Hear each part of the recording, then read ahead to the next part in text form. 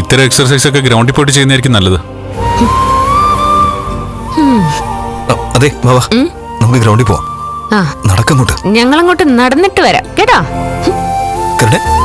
വരാൻ വാ ഇങ്ങോട്ട്. എന്റെ കാലിന് സ്വാധീനമില്ലല്ലോ, അതെന്നെ ബോധ്യപ്പെടുത്താനുള്ള ശ്രമമാണ്. അങ്ങനൊന്നും കരുതണ്ട കണ്ണേട്ടാ. അങ്ങനെ തന്നെ കരുതണം. എന്റെ പോരായ്മ എന്നെയും തന്നെ ബോധ്യപ്പെടുത്താൻ വേണ്ടിയിട്ടാ തന്റെ അനിയത്തി അങ്ങനെയൊക്കെ ചെയ്യുന്നത്. എന്നുവെച്ചാ ഇവിടെ വലിയ വലിയ സംഭവങ്ങൾ ഉണ്ടായിട്ടും ഞാൻ തന്നെ പുറത്താക്കില്ലല്ലോ. അതിന്റെ ദേഷ്യം അനിയത്തിക്ക്.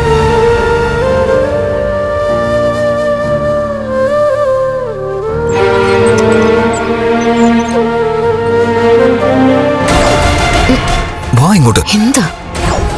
കണ്ണേട്ടനെ ഏട്ടത്തെ ഇൻസൾട്ട് ചെയ്യാൻ വേണ്ടിയാണ് നീ എന്നെയും കൂട്ടി ഈ വേഷ്ടി പോകുന്നത്.